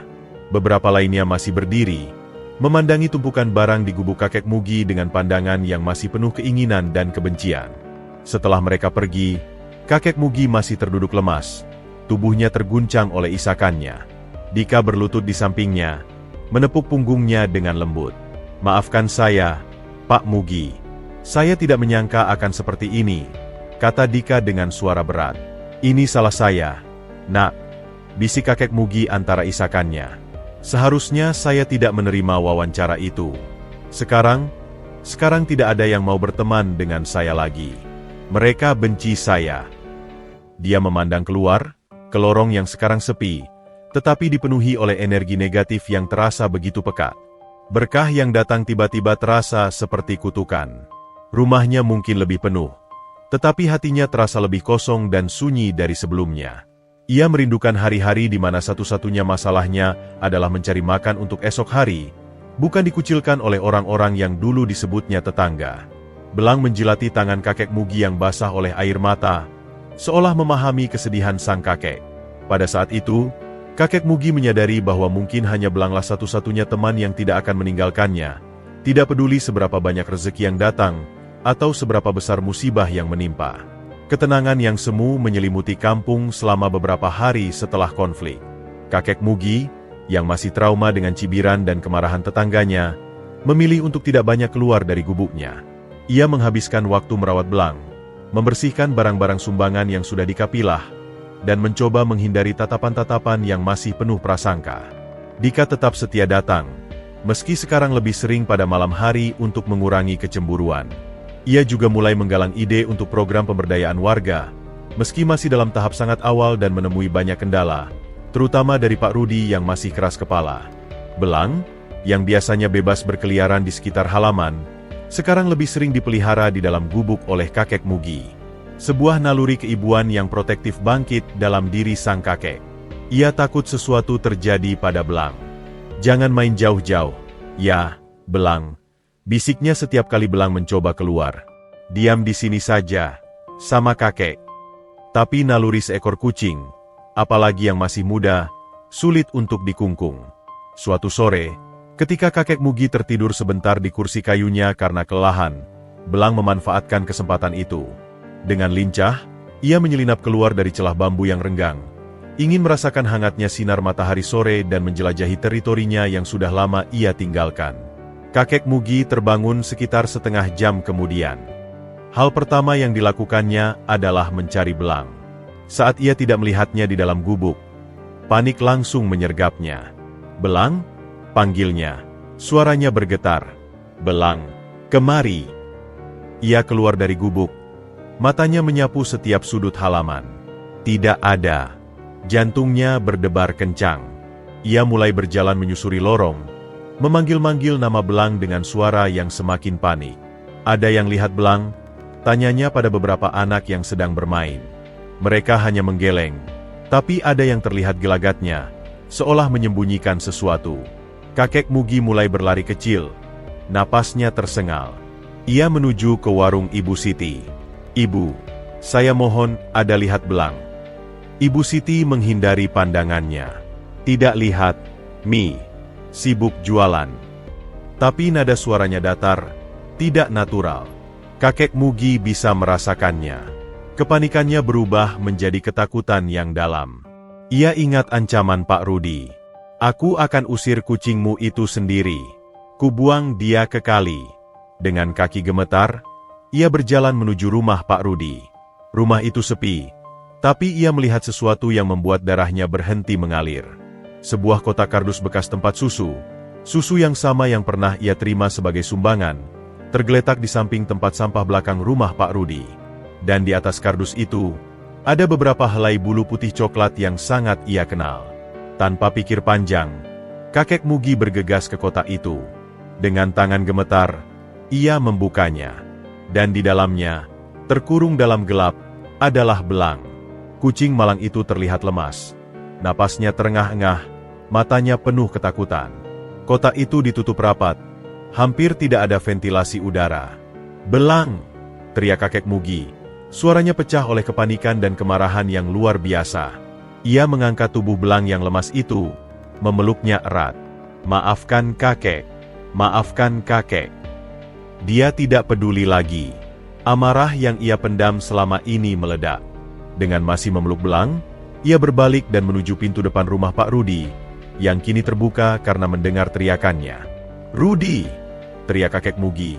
Suaranya yang biasanya lemah kini menggelegar, penuh dengan emosi yang tertahan selama puluhan tahun. "Keluar kau!" Pak Rudi keluar dengan wajah merah dan bingung. Istrinya dan beberapa tetangga lainnya juga muncul, terkejut melihat kakek Mugi yang biasanya pendiam kini seperti orang gila. "Apa ini, Mugi? Berisik sekali," hardik Pak Rudi, mencoba menutupi kejutannya. "Ini kau yang lakukan?" bentak kakek Mugi, menunjukkan belang yang lemas di tangannya dan menunjuk ke arah kotak kardus. "Kau kunci dia di kotak. Kau mau bunuh dia." Beberapa tetangga yang melihat mulai berbisik. Mereka melihat belang yang malang dan kotak kardus yang memang biasa digunakan Pak Rudi. "Bualan kau! Aku tidak tahu apa-apa," sanggah Pak Rudi, tapi nadanya goyah. Matanya tidak bisa menatap langsung pada kakek Mugi. "Jangan bohong!" teriak kakek Mugi lagi. Air matanya kini mengalir deras, bercampur dengan kemarahan dan rasa sakit yang tak terbendung. "Kau ancam akan buang dia. Dan kau lakukan. Hanya karena kau iri? Hanya karena saya dapat sedikit bantuan? Dia makhluk hidup. Rudi, bukan mainan." Perkataan kakek Mugi yang penuh emosi dan penuh kebenaran itu membuat tetangga-tetangga yang lain terdiam. Mereka melihat penderitaan di wajah kakek tua itu, dan melihat rasa bersalah yang jelas di wajah Pak Rudi. Aku hanya tidak ingin dia berkeliaran lagi. Mengganggu, beralas Pak Rudi, tapi sekarang suaranya kecil, tidak lagi menggertak. "Mengganggu? Dia hanya seekor kucing yang cacat. Rudi, dia tidak menyakiti siapapun," tangis kakek Mugi. "Jika kau benci saya, katakan pada saya. Jangan menyakiti dia yang tidak bersalah." Pada saat itulah, sesuatu dalam diri Pak Rudi pecah. Melihat kakek Mugi, seorang lelaki tua yang biasanya lemah dan pendiam, kini berteriak membela makhluk yang dianggapnya seperti anak sendiri, dengan air mata dan keberanian yang tidak terduga, membuatnya terdiam. Ia tidak bisa lagi menyangkal. Dia menunduk. Tidak bisa lagi menatap mata kakek Mugi yang penuh air mata tapi berapi-api. Kakek Mugi tidak peduli lagi. Ia memeluk belang erat-erat, membelai kepala kucing itu yang lemah. "Sudah, sayang. Kakek di sini. Kakek bawa kamu pulang." Dia berbalik, meninggalkan Pak Rudi yang masih terdiam dan tetangga-tetangga yang kini memandangnya dengan ekspresi berbeda, bukan lagi kecemburuan, tetapi mungkin, untuk pertama kalinya, sedikit rasa hormat. Mereka menyaksikan betapa dalamnya cinta dan pengorbanan yang dimiliki oleh orang yang mereka anggap lemah ini. Kakek Mugi kembali ke gubuknya dengan langkah berat. Ia segera memberi belang air dan makanan, memastikan kucing itu baik-baik. Belang perlahan pulih, tetapi ketakutan itu masih ada di matanya. Malam itu, kakek Mugi tidak bisa tidur. Ia duduk memeluk belang, masih terguncang oleh kejadian tadi. Kemarahannya telah reda, digantikan oleh rasa sedih yang mendalam. Konflik dengan tetangganya telah mencapai titik nadir. Tapi satu hal yang ia tahu, Ia tidak akan membiarkan siapapun menyakiti Belang lagi. Ancaman itu telah menjadi kenyataan, dan itu memicu sebuah kekuatan dalam dirinya yang tidak ia sadari selama ini, kekuatan seorang pelindung untuk mereka yang dicintainya. Keesokan harinya, suasana di kampung terasa sangat berbeda. Udara pagi yang biasanya diisi dengan suara para ibu menyapu halaman dan obrolan santai, kini penuh dengan keheningan yang tegang. Setiap tetangga yang berpapasan dengan kakek Mugi menghindari kontak mata, berjalan cepat, atau pura-pura sibuk. Berita tentang konfrontasi keras kakek Mugi terhadap Pak Rudi telah menyebar seperti api, mengubah citra sang kakek dari orang yang lemah dan pasrah menjadi seseorang yang berani membela apa yang dicintainya dengan gigih. Kakek Mugi sendiri duduk di depan gubuknya, memandangi Belang yang masih sedikit trauma namun sudah mulai mau makan. Tangannya masih gemetar setiap kali mengingat betapa dekatnya nyawa Belang terancam. Tapi di balik gemetar itu, ada sebuah keteguhan baru. Ia telah melampaui batas ketakutannya. Sekitar tengah hari, saat matahari mulai tinggi, sebuah bayangan muncul di depan gubuknya.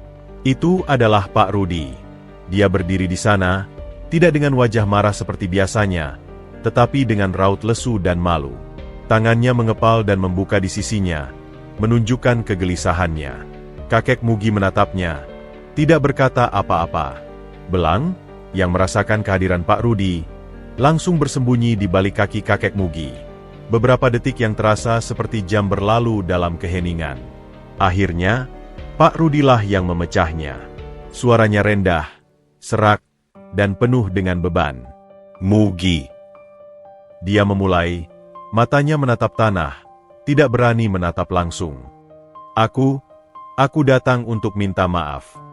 Kakek Mugi tetap diam, menunggu. Ini adalah pertama kalinya dalam puluhan tahun ia mendengar Pak Rudi meminta maaf kepada siapapun. Aku yang menyembunyikan kucingmu di kotak itu. Aku Pak Rudi. Suaranya hampir seperti bisikan, penuh dengan rasa malu. Aku tidak berniat membunuhnya. Hanya ingin membuatnya pergi. Agar semua perhatian ini berhenti. Agar semuanya kembali normal. Dia mengangkat wajahnya. Dan untuk pertama kalinya, kakek Mugi melihat kerentanan di mata tetangganya yang keras itu. Ada air mata yang berkumpul di sudut matanya. Aku iri, Mugi. Akunya. Suaranya pecah. Aku lihat kau dapat semua ini. Perhatian, makanan, uang. Dan aku pikir, kenapa dia? Kenapa bukan istriku yang sakit-sakitan bisa dapat bantuan? Kenapa anakku yang nganggur tidak dapat tawaran pekerjaan?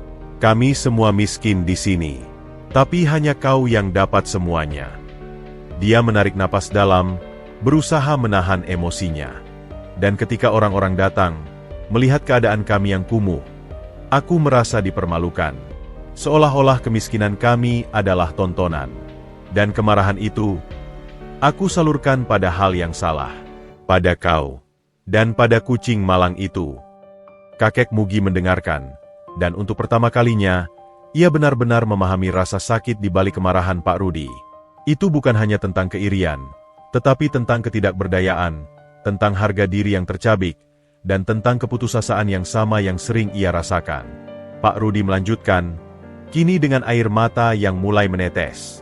Tapi melihat kau kemarin, melihat betapa kau mencintai kucing itu, berani melawan aku untuk membelanya, aku merasa sangat malu. Aku yang kuat, yang berbadan sehat, justru menyakiti makhluk yang lemah. Dan kau, yang sudah sepuh dan hidup susah, justru melindunginya dengan berani. Dia menunduk lagi, bahunya terguncang oleh isakan yang ditahannya. Maafkan aku, Mugi. Aku salah. Aku sudah biarkan keirian dan kebencian membutakan mataku. Kakek Mugi melihat tetangganya yang biasanya angkuh dan keras kini hancur di depannya. Amarahnya mencair, digantikan oleh rasa iba yang dalam. Dia berdiri perlahan dan mendekati Pak Rudi. Rudi, ucapnya dengan suara lembut namun jelas. Aku juga minta maaf. Maafkan Mugi, kalau selama ini merepotkan. Aku tidak bermaksud menyombong atau pamer. Aku hanya menolong Belang. Aku tidak menyangka akan jadi seperti ini. Dia meletakkan tangannya yang keriput di bahu Pak Rudi yang gemetar. Kau bilang, kenapa dapat bantuan cuma aku? Aku juga tidak tahu, Ruth. Tapi Tapi bantuan itu bukan cuma untuk aku. Itu untuk kita semua. Aku sudah bilang dari dulu, silakan ambil beras, minyak, apa saja yang kalian butuhkan. Itu untuk dibagi. Pak Rudi mengangkat wajahnya. Air matanya mengalir bebas sekarang. Tapi kami malu, dan iri. Itu dosa besar. Kita semua punya rasa iri, Ruth. Tapi yang penting, kita akui dan kita perbaiki, kata kakek Mugi dengan kebijaksanaan yang datang dari pengalaman hidupnya yang pahit. Aku tidak benci kau. Aku hanya sedih kau menyakiti Belang. Dia bukan untuk cari duit. Dia keluarga Mugi yang satu-satunya. Perkataan tulus itu seperti menusuk jantung Pak Rudi. Ia mengangguk, tidak mampu berkata-kata, dan kemudian menarik kakek Mugi dalam pelukan yang kikuk namun penuh penyesalan. Dua lelaki tua itu, satu yang keras dan satu yang lembut, berdiri terpeluk di tengah kemelaratan mereka, meruntuhkan tembok permusuhan yang telah dibangun oleh kesalahpahaman dan kecemburuan. Beberapa tetangga yang menyaksikan dari kejauhan, termasuk Ibu Siti, merasa malu dan terharu. Mereka menyadari bahwa mereka telah ikut serta dalam mengucilkan seseorang yang justru memiliki hati yang paling lapang di antara mereka. Mulai sekarang, kata Pak Rudi setelah melepaskan pelukan, suaranya masih bergetar tetapi penuh tekad, aku tidak akan ganggu kau lagi. Dan kalau ada yang ganggu kau atau Belang, mereka harus berurusan dengan aku dulu. Kakek Mugi tersenyum, sebuah senyum lega dan damai yang telah lama tidak muncul. Terima kasih, Ruth. Dan untuk istrimu, nanti aku kirimkan susu dan obatnya. Dika bilang, ada relawan yang bisa bantu urus kartu berobat ke puskesmas. Pak Rudi hanya bisa mengangguk. Rasa haru membuatnya tidak bisa bicara. Ia mengulurkan tangannya, dan dengan hati-hati, membelai kepala Belang yang masih waspada. Kali ini, Belang tidak menjauh. Ia hanya menatap Pak Rudi, seolah memahami bahwa musuh telah menjadi teman. Pertengkaran itu telah berakhir. Luka mungkin masih ada, tetapi pengakuan dan permintaan maaf telah membuka jalan untuk pengampunan dan pemulihan. Kakek Mugi menyadari bahwa berkah yang dibawa Belang bukan hanya materi, tetapi juga kesempatan untuk menyembuhkan hubungan yang rusak dan membangun jembatan pengertian di antara mereka yang terpisah oleh dinding kemiskinan dan kepahitan. Dan untuk pertama kalinya, ia merasa bahwa ia tidak hanya memiliki Belang, tetapi juga mungkin sebuah komunitas yang mulai belajar untuk peduli. Hari-hari setelah permintaan maaf Pak Rudi, seperti membuka bab baru bagi kampung itu. Udara yang sebelumnya penuh ketegangan dan kecemburuan perlahan mulai mencair, digantikan oleh rasa penasaran dan mungkin sedikit harapan. Perubahan paling mencolok justru datang dari Pak Rudi sendiri. Lelaki berwatak keras itu seperti ditukar jiwanya. Keesokan paginya, bahkan sebelum kakek Mugi membuka pintu gubuknya, Pak Rudi sudah berdiri di luar dengan sebuah termos di tangan. Mugi, bangun, panggilnya. Suaranya masih sedikit kikuk, tetapi tidak lagi kasar. Kakek Mugi, yang masih agak kaget dengan perubahan sikap tetangganya, membuka pintu. Iya, Ruth. Pagi. Ada apa? Ini, saya bawa teh manis hangat. Untukmu dan untuk Belang, ujar Pak Rudi, menyodorkan termos itu. Sebuah tindakan kecil, tetapi sangat berarti sebagai simbol gencatan senjata. Sejak hari itu, Pak Rudi menjadi semacam penjaga, tidak resmi untuk kakek Mugi dan Belang. Ketika ada orang luar yang datang ingin memberikan sumbangan dan terlihat mencurigakan atau terlalu banyak bertanya, Pak Rudilah yang pertama kali mendatangi mereka, memastikan niat mereka baik. Siapa kalian? Mau apa ke rumah Mugi? Tanyanya suatu kali pada sekelompok anak muda yang ingin berfoto selfie dengan kakek Mugi. Kami hanya mau lihat kakek Mugi dan kucingnya. Pak, kami bawain sedikit makanan, jawab salah seorang mereka. Kalau mau bantu, bantu saja. Jangan ganggu istirahatnya. Dia bukan tontonan, jawab Pak Rudi dengan tegas, tetapi tidak marah. Anak-anak muda itu pun meninggalkan bingkisan mereka dan pergi dengan rasa segan. Perubahan Pak Rudi tidak berhenti di situ. Ia juga mulai menjadi corong bagi kakek Mugi kepada tetangga-tetangga lainnya. Suatu sore, ia mengumpulkan beberapa warga, termasuk Ibu Siti, di warungnya. Dengar, semua, kita sudah salah pada Mugi. Mulanya, dengan suara yang lebih kalem dari biasanya. Dia dapat bantuan bukan karena cari muka, tapi karena ketulusannya. Dan dia tidak pelit. Dia mau berbagi. Kita yang menolak. Ibu Siti dan yang lain terdiam, mendengarkan. Dia tawarkan beras dan minyaknya. Kita tolak karena gengsi. Tapi lihat, anak saya yang batuk-batuk. Dia yang kirimkan madu dan jeruk. Istrimu yang sakit, Siti, dia yang antri obat dari relawannya. Ibu Siti menunduk, malu. Iya, Ruth, kami tahu. Daripada kita iri, lebih baik kita bantu dia, usul Pak Rudi. Dia dapat banyak bantuan, tapi dia tua dan tidak bisa mengatur semuanya sendiri. Kita bisa bantu jaga keamanan, bantu atur orang-orang yang datang, atau bantu bagikan ke warga lain yang lebih membutuhkan. Daripada dimakan tikus atau busuk di gudangnya. Usul itu awalnya ditanggapi dengan diam. Tapi perlahan, satu persatu tetangga mulai setuju. Mereka menyadari bahwa dengan membantu kakek Mugi, mereka sebenarnya membantu diri mereka sendiri. Alih-alih melihatnya sebagai pesaing, mereka mulai melihatnya sebagai jembatan menuju kehidupan yang mungkin sedikit lebih baik. Beberapa hari kemudian, sebuah kejadian kecil benar-benar mencairkan sisa es yang tersisa. Belang, yang sudah mulai percaya lagi pada lingkungannya, mencoba memanjat pohon mangga di halaman Pak Rudi. Namun, karena kaki belakangnya yang masih lemah, ia terjatuh dan tidak bisa turun, terkekek-kekek ketakutan di dahan yang rendah. Meong! Meong! Tangisnya memilukan. Pak Rudi yang mendengarnya, langsung keluar. Melihat Belang dalam keadaan terjebak, tanpa pikir panjang, ia mengambil sebuah tangga dan dengan hati-hati naik untuk menyelamatkan kucing itu. Sudah, jangan takut. Pak Rudi tolong, bisiknya, meniru cara kakek Mugi menenangkan Belang. Dia berhasil mengangkat Belang dengan aman dan membawanya turun. Alih-alih mencakar atau ketakutan, Belang justru mendengkur dan menggosokkan kepalanya ke tangan kasar Pak Rudi, sebuah tanda terima kasih dan penerimaan. Kakek Mugi, yang mendengar keributan, datang berlari. Matanya berkaca-kaca melihat Pak Rudi sedang membelai Belang dengan begitu lembut. Terima kasih, Ruth, ucapnya. Suaranya bergetar haru. Ah, tidak apa-apa. Dia anak kita juga sekarang, kan? Jawab Pak Rudi, tersipu-sipu. Pemandangan itu, Pak Rudi si tukang marah yang kini dengan lembut mengusap kepala seekor kucing cacat, menjadi simbol perdamaian yang paling powerful.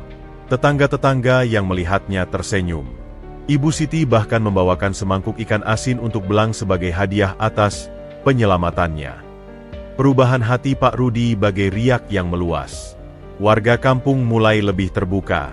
Mereka tidak lagi mengucilkan kakek Mugi, tetapi justru sering datang untuk sekadar menyapa, menanyakan kabar Belang, atau bahkan dengan sukarela membantu membersihkan sekitar gubuknya.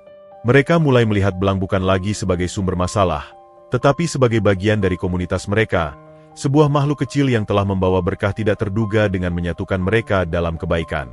Kakek Mugi pun akhirnya bisa bernapas lega. Rasa was-was dan kesendiriannya perlahan menghilang.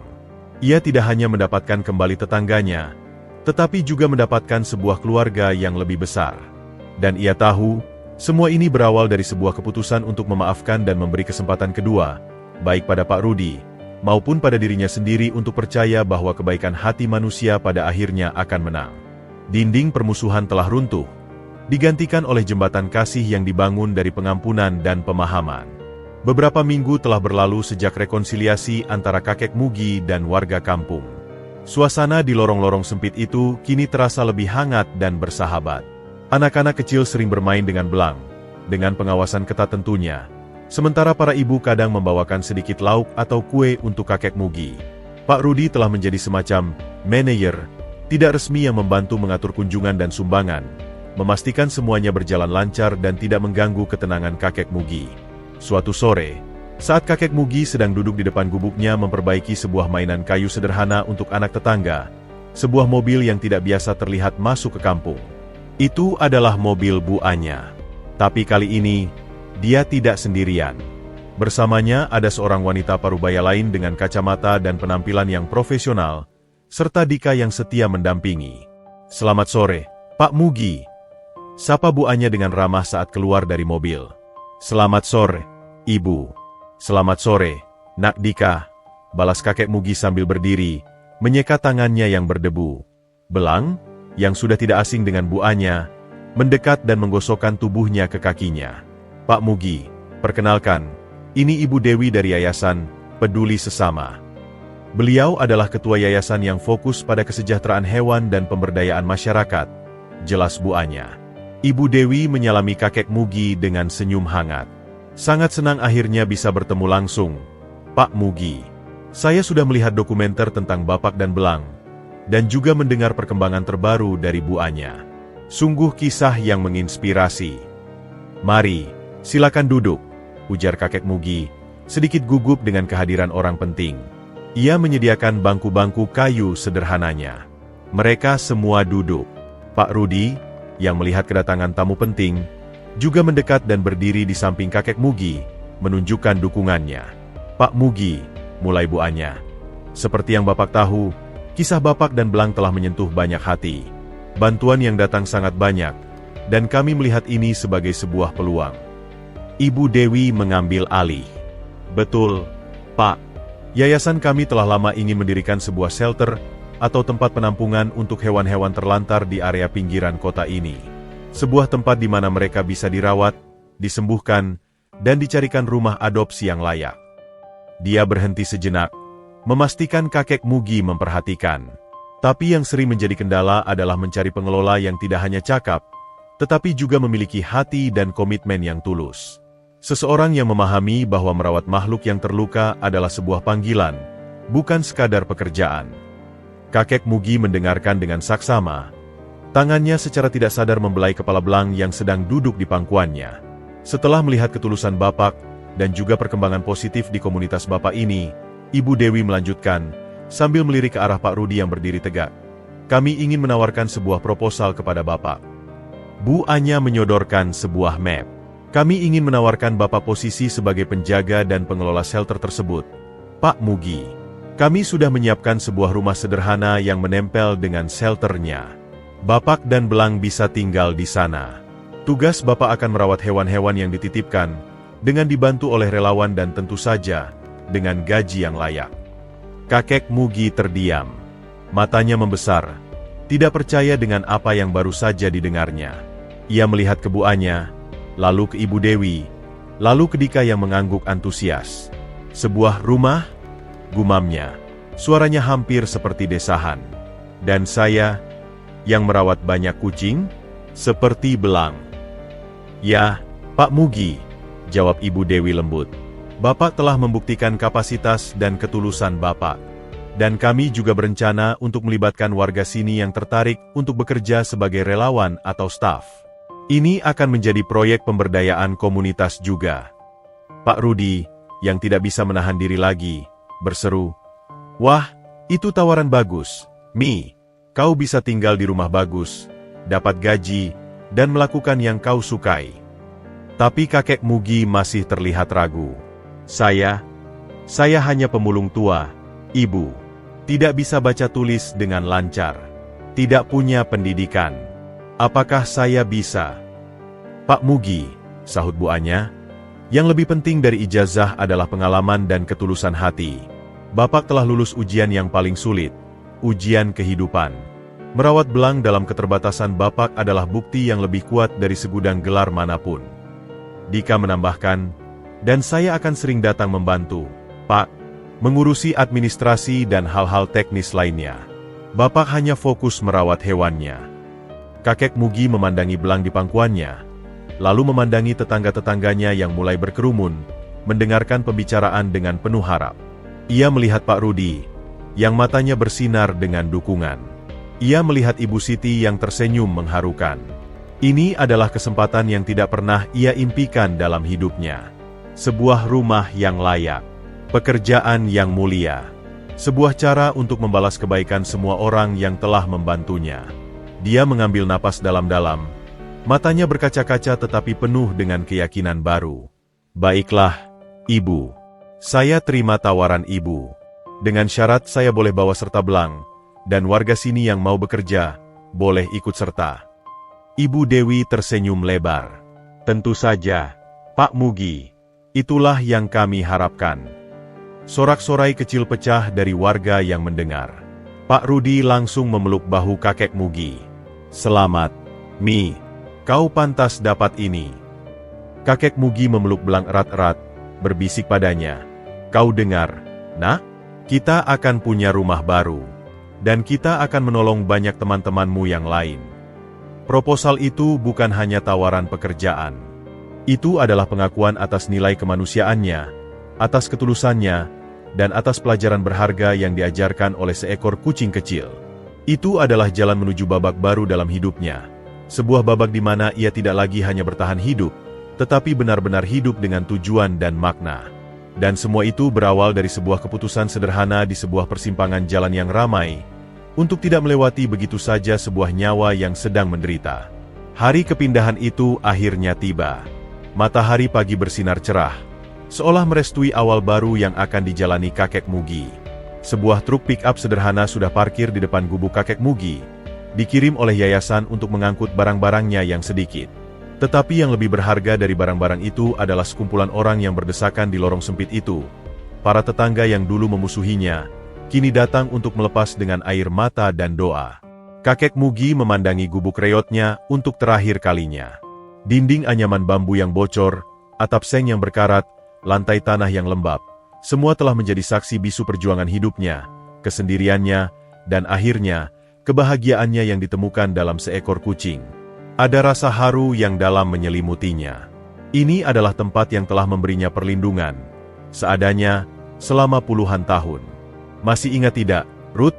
Bisik kakek Mugi pada Pak Rudi yang berdiri di sampingnya. Dulu waktu hujan besar, atapnya bocor di mana-mana. Kita berdua kejar-kejaran ember buat nampung air. Pak Rudi terkekeh.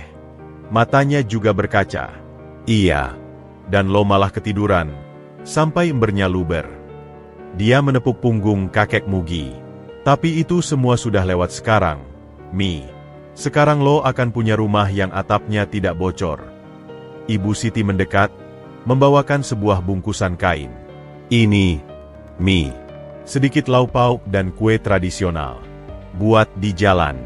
Dan untuk Belang, ujarnya, memberikan sekaleng makanan kucing premium. Jangan lupa sama kita di sana. Kakek Mugi menerimanya dengan tangan gemetar. Terima kasih, Siti. Terima kasih sudah mau memaafkan Mugi. Kita semua yang harus minta maaf, Mi, jawab Ibu Siti, suaranya bergetar. Kami sudah berbuat salah. Tapi kamu malah membuka jalan rezeki untuk kita semua. Beberapa warga lain yang mendengar mengangguk setuju. Beberapa pemuda dari kampung akan direkrut sebagai helper di shelter tersebut, mendapatkan pekerjaan yang layak. Dika, yang sibuk mengatur barang di pick-up, mendekat. Sudah siap, Pak Mugi? Perjalanan agak jauh. Kita harus segera berangkat. Kakek Mugi mengangguk. Ia membungkuk dan masuk ke dalam gubuknya untuk terakhir kali. Di sudut, Belang sedang asyik bermain dengan tali tambang favoritnya. Kakek Mugi mengelus kepalanya. Sudah, Belang. Kita akan pergi ke rumah baru. Besar, ada banyak teman untukmu, bisiknya. Seolah mengerti, Belang mengeong lembut dan menggosokkan kepalanya ke tangan kakek Mugi. Kakek Mugi dengan hati-hati memasukkannya ke dalam carrier kucing yang baru, hadiah dari buanya. Saat ia keluar dari gubuk dengan carrier di tangan, semua tetangga yang hadir memberikan aplaus sederhana. Seorang ibu tua yang jarang keluar rumah pun datang, memegangi tangan kakek Mugi. Jaga kesehatan, Mugi. Anak-anakmu di sini akan mendoakanmu, ujarnya. Kakek Mugi tidak bisa menahan air matanya lagi. Terima kasih. Terima kasih sudah menerima Mugi yang cerewet ini. Terima kasih sudah mau berubah. Jangan putus silaturahmi. Nanti kalau ada waktu, main ke rumah baru Mugi. Tentu, Mi. Nanti kita jenguk, sahut Pak Rudi, memberinya pelukan erat. Kau bukan lagi pemulung tua, Mugi. Kau adalah kebanggaan kita. Kakek Mugi akhirnya naik ke kabin pick-up, dengan carrier Belang di pangkuannya. Dika duduk di sampingnya, siap menyetir. Melalui jendela, kakek Mugi melambai pada semua tetangganya yang masih berdiri di lorong, melambai sampai mereka semakin kecil dan akhirnya hilang dari pandangan. Perjalanan meninggalkan kampung halamannya terasa pahit manis. Di satu sisi, ada sukacita untuk masa depan yang lebih cerah. Di sisi lain, Ada duka meninggalkan tanah yang telah menjadi rumahnya selama puluhan tahun, meninggalkan orang-orang yang telah menjadi keluarganya, dalam suka dan duka. Dia memandang ke Carrier. Belang sudah tenang, tertidur dengan pulas. Kau lihat, Belang, bisik kakek Mugi pada kucingnya. Kita meninggalkan satu rumah, tetapi kita membawa serta seluruh cinta dari mereka. Itu lebih berharga dari rumah mewah manapun. Dia melihat ke belakang melalui kaca spion. Kampungnya sudah tidak terlihat lagi, tetapi dalam hatinya, ia tahu bahwa ini bukanlah akhir. Ini adalah awal dari sebuah perjalanan baru di mana ia tidak hanya akan menyelamatkan hewan-hewan lain seperti belang, tetapi juga akan menjadi bukti hidup bahwa tidak pernah ada kata terlambat untuk memulai Aneo, bahwa kebaikan hati akan selalu dibalas dengan cara yang tidak terduga, dan bahwa sebuah keluarga tidak selalu terikat oleh darah, tetapi oleh ikatan kasih sayang dan pengorbanan yang tulus. Dan untuk pertama kalinya dalam hidupnya, kakek Mugi merasa bahwa dirinya bukan lagi orang yang tersesat, tetapi seseorang yang telah menemukan tujuan sejatinya. Semua berawal dari sebuah keputusan untuk tidak acuh. Sebuah keputusan yang mengubah tidak hanya hidupnya, tetapi juga kehidupan seluruh komunitasnya.